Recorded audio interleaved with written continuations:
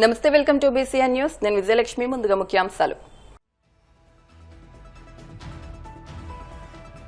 ప్రజా రాజధాని అమరావతిని దేశమంతా స్వాగతిస్తుంటే వైసీపీ మాత్రం వ్యతిరేకించడం ఆశ్చర్యంగా ఉంది. విమర్శలు గుప్పించిన మంత్రి నిమ్మల రామానాయుడు.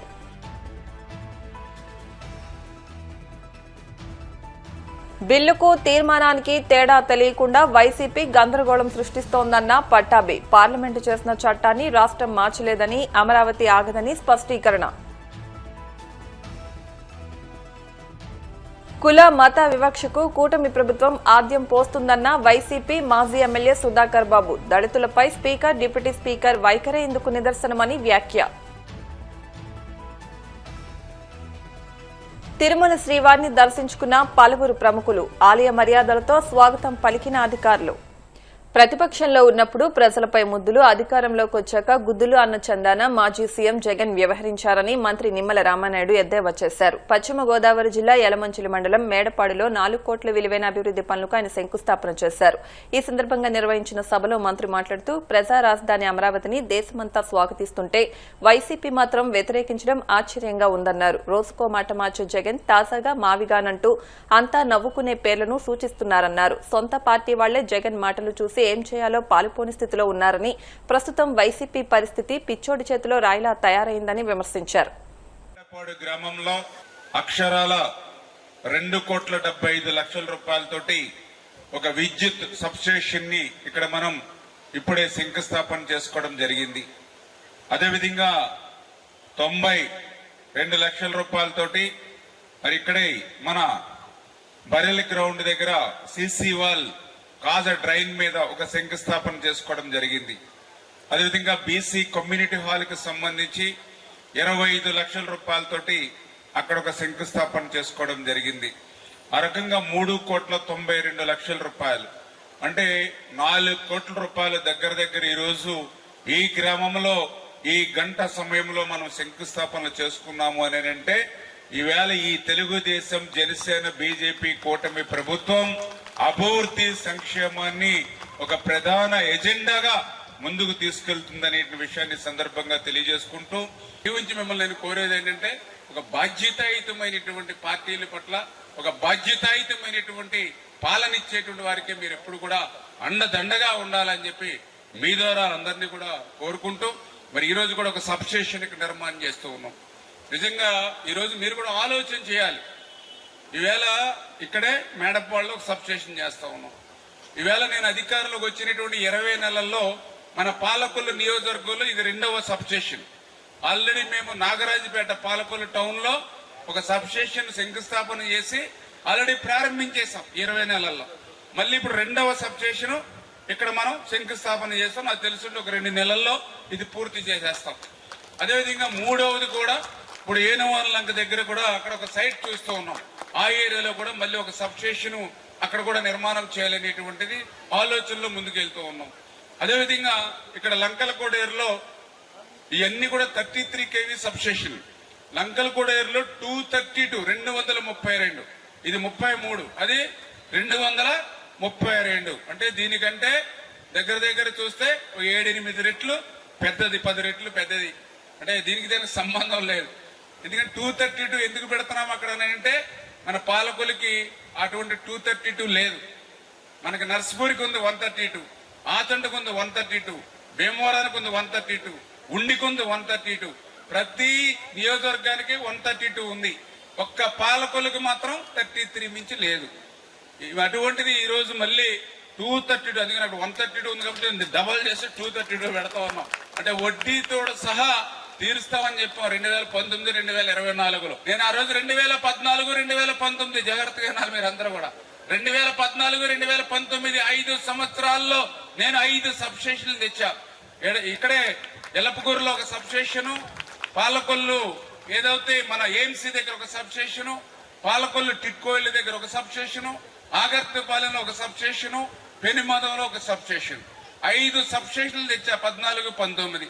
మరి 19, 24 0, మళ్ళీ 24, 26 ఇంకా అవ్వలేదు. అప్పుడే 2 సబ్స్టేషన్లు తెచ్చాం. మరి మధ్యలో ఎందుకు పెద్ద 0 అయింది? మరి అటువంటి పెద్ద 0 చుట్టిన వాళ్ళకి మీరు కూడా బ్యాలెట్ పేపర్ లో 0 చుట్టాలి కదా. మరి ఈవేళ ఈ యొక్క నియోజకవర్గానికి ఇంత పెద్ద ఎత్తున అభివృద్ధి సంక్షేమాన్ని చేస్తాం. విజయవాడ, గుంటూరు, మచిలీపట్నం ప్రాంతాలను కలుపుతూ మావిగాన్ పేరిట గ్రోత్ కారిడార్ను అభివృద్ది చేయాలన్న మాజీ ముఖ్యమంత్రి జగన్ వ్యాఖ్యలపై టీడీపీ నేత స్వచ్ఛంద్ర కార్పొరేషన్ చైర్మన్ కొమ్మారెడ్డి పట్టాభిరామ్ తీవ్రంగా స్పందించారు. జగన్ ఇప్పుడు చెబుతున్నది కొత్త ఆలోచన కాదని 11 సంవత్సరాల క్రితమే నాడు ముఖ్యమంత్రిగా ఉన్న చంద్రబాబు ఈ ప్రణాళికకు శ్రీకారం చుట్టారని అన్నారు. తమకు ఎవరూ అభివృద్ది పాఠాలు చెప్పాల్సిన అవసరం లేదని, ఏ ప్రాంతాన్ని ఎలా అభివృద్ది చేయాలో చంద్రబాబుకు బాగా తెలుసని పట్టాభి వ్యాఖ్యానించారు. ఈరోజు ఈ మీడియా సమావేశాన్ని ఏర్పాటు చేయడానికి గల ప్రధాన కారణం ఈ మధ్యనే మనందరం కూడా చూసాం. పులివెందుల శాసనసభ్యుడు మాజీ ముఖ్యమంత్రి అయినటువంటి జగన్మోహన్ రెడ్డి, అదేనండి ఇప్పుడు రాష్ట్ర ప్రజలందరూ కూడా మిస్టర్ జమోరే అని పిలుస్తూ ఉన్నారు. వారు మొన్న మీడియా సమావేశాన్ని ఏర్పాటు చేసి కొన్ని అభివృద్ధి గుళికలు ఆయన విసురుతూ ఉన్నారు.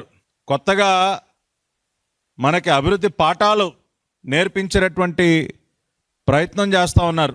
చేసేటటువంటి ఆ ప్రయత్నంలో ఏ విధంగా నవ్వుల పాలైపోయి ఇవాళ ప్రపంచవ్యాప్తంగా ఒక కామెడీ పీస్గా మారిపోయినటువంటి వ్యక్తి గౌరవనీయులైనటువంటి జమోరే గారు.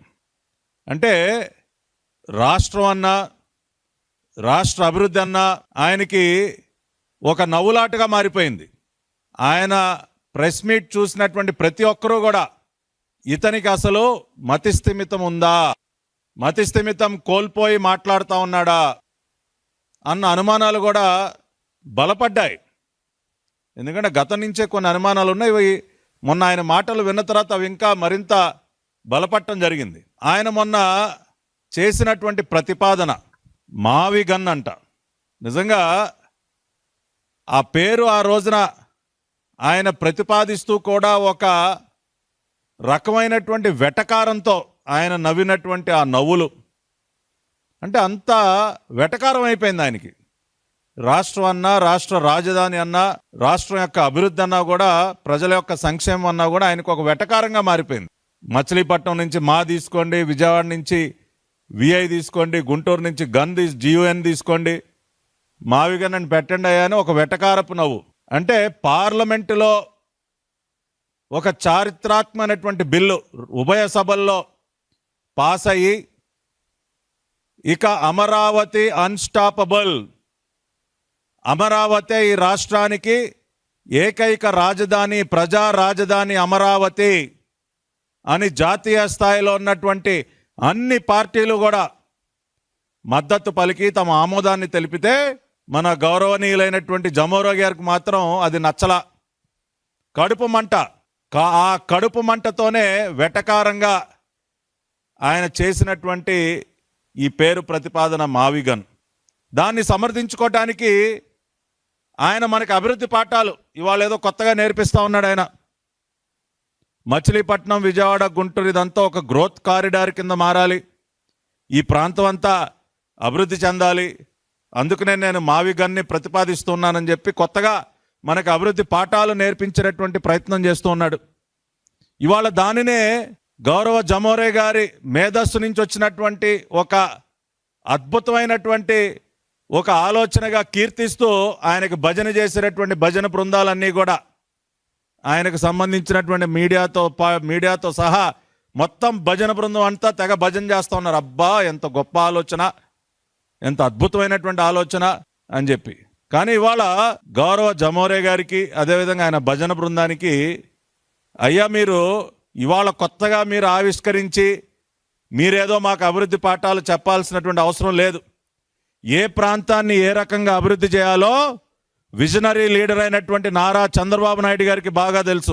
ఇక్కడ ఉన్నటువంటి కృష్ణా, గుంటూరు ఈ పరిసర ప్రాంతాలని, ఈ జిల్లాలు పరిసర ప్రాంతాలని ఏ విధంగా అభివృద్ధి చేయాలి, ఉత్తరాంధ్రని ఏ రకంగా అభివృద్ధి చేయాలి, రాయలసీమ ప్రాంతాన్ని ఏ రకంగా అభివృద్ధి చేయాలి, ప్రతి ప్రాంతానికి కూడా ఆయన ఒక ఆలోచన చేసి ఒక డెవలప్మెంట్ ప్లాన్ని సిద్ధం చేసి ఇవాళ అన్ని ప్రాంతాలని రాష్ట్రంలో ఎన్నడూ లేని విధంగా కుల మత వివక్ష ఘటనలు చోటు చేసుకుంటున్నాయని స్వయంగా speaker Ayyanna Patrudu, deputy speaker Raghuram Krishnamraju వంటి వారి చర్యలే ఇందుకు నిదర్శనమని వైసీపీ మాజీ ఎమ్మెల్యే టీజేఆర్ సుధాకర్ బాబు అన్నారు.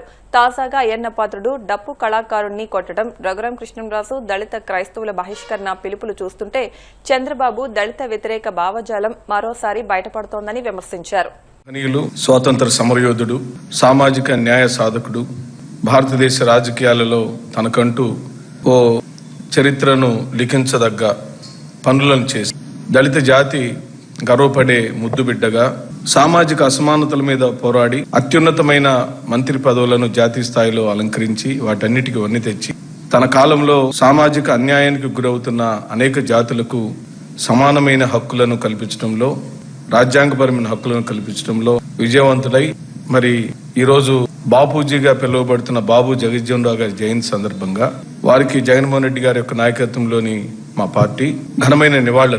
ఈ శుభ సందర్భంలో ఓ పక్క ఈస్టర్ పర్వదినం, మరో పక్క బాబు జగజ్జీవన్ రావు గారి జయంతి. కానీ ఆంధ్రప్రదేశ్ లో సామాజిక అసమానతలు, కుల వివక్షలు, మత స్వేచ్ఛకు భంగం, ఆర్థికంగా స్థితివంతులైన వాళ్ళు రాజకీయాల్లోకి వచ్చి వారి ఆర్థిక మదంతో, ఆర్థిక బలంతో బలహీనమైన జాతుల మీద దాడులు మొదలు అసంబద్ధమైన వాదనలు తీసుకొస్తున్నారు. ఈ సందర్భంగా ఈ మధ్యనే సుప్రీంకోర్టు ఇచ్చిన దళిత క్రైస్తవులకు సంబంధించిన తీర్పు మీద ఓ పెద్ద అలజడి వస్తే క్రైస్తవ సమాజం అంతా కూడా ఇదేమిటి ఇలా వచ్చింది అని బాధపడుతున్న ఈ సందర్భంలో తెలుగుదేశం పార్టీకి సంబంధించిన శక్తులన్నీ కూడబలుక్కొని కుట్రపూర్తిమైన వ్యవహార శైలితో ఈ రాష్ట్రాన్ని మతం పేరుతో చిన్నాభిన్నం చేయాలని, కలిసిమెలిసి జీవిస్తున్న మతాలను, మత సామరస్యాన్ని అనేక సంవత్సరాల నుంచి పాటిస్తున్న ఈ సమాజాన్ని విడగొట్టాలనే కుటిల రాజకీయాలకు తెరలేపారు. ఈస్టర్ పర్వదినాన్ని సందర్భించుకుని వైఎస్ఆర్ కాంగ్రెస్ పార్టీ పూర్తిగా ఈ రాష్ట్రంలో మత సామరస్యం ఉండాలని, అన్ని ప్రాంతాలకు బహుముఖ న్యాయం జరగాలని, ప్రభుత్వ ఫలాలు సకల జాతులకు అందాలని జగన్మోహన్ రెడ్డి గారి నాయకత్వంలోని మా పార్టీ పూర్తిగా విశ్వసిస్తుంది. ఎస్సీలకు ప్రత్యేక క్రైస్తవ, దళిత క్రైస్తవులకు ఎస్సీ హోదా కల్పించాలనే అంశాన్ని స్వర్గీయ రాజశేఖర రెడ్డి గారు అసెంబ్లీలో చర్చించారు, కేంద్రానికి లేఖ రాశారు. పలుమార్లు ప్రస్తుత ముఖ్యమంత్రి చంద్రబాబు నాయుడు గారు కూడా అసెంబ్లీలో మాట్లాడారు, దాన్ని సమర్థించారు, లేఖలు రాశారు కేంద్రానికి. ప్రస్తుత ప్రతిపక్ష నాయకులు 2019-24 మధ్య కాలంలో ముఖ్యమంత్రిగా ఉన్న శ్రీ వైఎస్ జగన్మోహన్ రెడ్డి గారు కూడా దీన్ని పూర్తిగా సమర్థిస్తూ అసెంబ్లీలో తీర్మానాన్ని పాస్ చేశారు. ఎక్కడ కూడా ఏ ఒక్క రోజు కూడా ఏ పరిపాలకులు ఇలాంటి వితండవాదాలు చేయలేదు. కేవలం తెలుగుదేశం పార్టీకి సంబంధించిన కొందరు వ్యక్తులు స్వార్థ ప్రయోజనాల కోసం, కులవాదాన్ని ఎత్తుకుంటేనే వాళ్ళ రాజకీయాలకు ఉనికి ఉంటుందని, మతవాదాలు ఎత్తుకుంటేనే రాజకీయాలకు ఉనికి ఉంటుందని, వ్యక్తిగత ప్రయోజనాల కోసం చేస్తున్న కుట్రే గాని ఇది ఉమ్మడి సమస్య కాదని మేము భావిస్తాం. అలాగయ్యుంటే అనేక మార్లు ఈ అంశం మీద చర్చ వచ్చినప్పుడు దాని మీద ఎవరు అభ్యంతరాలు వాళ్ళు చెప్పి ఉండాల్సింది. ఏరో ఒక్కరోజు కూడా ఎవ్వరు మత స్వేచ్ఛనిచ్చారు, మతాన్ని స్వయంగా స్వీకరించే స్వేచ్ఛనిచ్చారు, ఎవరు మతాన్ని వాళ్ళు గౌరవించుకుంటున్నారు, పరమత సహనంతో ఉన్నారు. మరెందుకో ఈ మారు మాత్రం చంద్రబాబు నాయుడు గారు కూడా మౌనం దాల్చడం మాకు ఆశ్చర్యానికి గురి చేస్తుంది. అనేక మార్లు సెమీ క్రిస్మస్ వేదికల మీదకి వెళ్లి క్రైస్తవత్వాన్ని బలపరుస్తూ బైబిల్ పఠనాన్ని చేసి అందరికి మద్దతు చెప్పిన చంద్రబాబు నాయుడు గారు కూడా ఈ మారు ఎందుకో మౌనం దాల్చాడు. అది చాలా ఆశ్చర్యకరంగా కూడా ఉంటుంది. ఇకపోతే చంద్రబాబు నాయుడు గారిచే రాజ్యాంగపరమైన పదవుల్లోకి వచ్చిన అయ్యన్న పాత్రుడు అంటే స్పీకర్ గారు, డిప్యూటీ స్పీకర్ అయిన రఘురాం కృష్ణంరాజు ఇద్దరు కూడా రాజ్యాంగ వ్యతిరేకమైన పనులు చేస్తుంటే ఎందుకు వారి పట్ల ఉదాసీనమైన వైఖరిని అవలంబిస్తున్నాడు అని అడుగుతున్నారు. తప్పు మీరే చేయాలని లేదు, మీ వాళ్ళు చేసిన తప్పుకు బాధ్యులు మీరే. రాష్ట్ర ముఖ్యమంత్రి హోదాయే కాదు, రాజ్యాంగ పరంగా అత్యున్నతమైన బాధ్యతల్లో ఉన్న ఈ రాష్ట్ర ముఖ్యమంత్రి గారు స్పీకర్ లాంటి అత్యున్నతమైన పదవిలో ఉన్న అయ్యన్న పాత్రుడు చంపక పెట్టి చెళ్ళున మాదిగా సామాజిక వర్గానికి సంబంధించిన డప్పు కళాకారుణ్ణి బహిరంగంగా కొడితే కూడా చంద్రబాబు నాయుడు గారు ఎందుకు మౌనం దాల్చాడో ఇప్పుడు కాసేపు ప్రకటనలు.